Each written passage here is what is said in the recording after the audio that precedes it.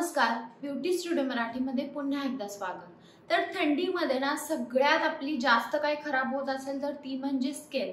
म्हणजे स्किन खूप जास्त ड्राय होते, त्याचं मॉइश्चर निघून जातं। तर आज मी तुम्हाला सांगणार आहे की तुम्ही मलई तुमच्या ड्राय स्किनवर कशी वापरू शकता। तर मलई वापरल्याने ना स्किन एकदम सॉफ्ट स्मूथ होते।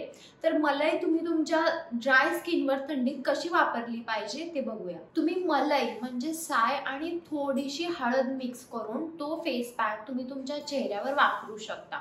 तर याने तुमची स्किन सॉफ्ट होईल, मॉइश्चराइज होईल आणि हायड्रेटेड पण होईल। तुम्हाला जास्त असं कोरडेपणा जाणवणार नाही जर तुम्ही हा फेस पॅक वापरला तर तुम्ही 2 दिवसातून एकदा हा फेस पॅक वापरू शकता। पण हळद एकदम थोडीशी घालायची, खूप जास्त हळद घालायची नाहीये, नाही चेहरा तुमचा पिवळा दिसू शकतो। तुम्ही मलई आणि मध याचा फेस पॅक पण बनवू शकता आणि तो देखील तुमच्या स्किनवर वापरू शकता।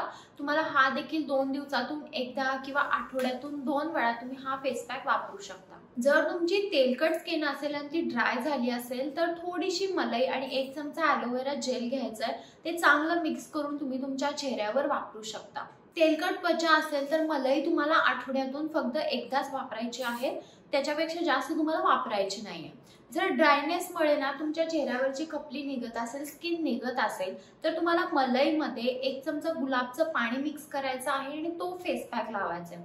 तर गुलाबच्या पाण्याने ना स्किन काम होईल आणि जी अशी ड्राय किंवा खपली निघलेली जी स्किन असेल ती रिपेअर होईल आणि स्किन थोडी शांत होईल। थंडीमध्ये जर तुमच्या स्किन सोबत तुमच्या बॉडीची, हाताची, पायाची स्किन जर खूप जास्त ड्राय झालेली असेल, फुटलेली असेल तर त्याच्यासाठी तुम्ही मलईमध्ये थोडं बेसन मिक्स करून आणि पाणी मिक्स करून देखील तुमच्या हातापायांवर लावू शकता। मलई थोडी जादा लावा। हे जर तुम्ही जादा वापरली मलई तुमच्या हातावर आणि पायावर तरी देखील जो ड्रायनेस असेल तो लगेच कमी येईल आणि तुम्हाला परत एक्स्ट्रा कोणते बॉडी लोशन किंवा एक्स्ट्रा बॉडी बटर लावायची काही गरज नाही लागणार। तर हा होता आजचा माझा व्हिडिओ की तुम्ही मलई ड्राय स्किनवर कशी वापरू शकता याच्याबद्दल।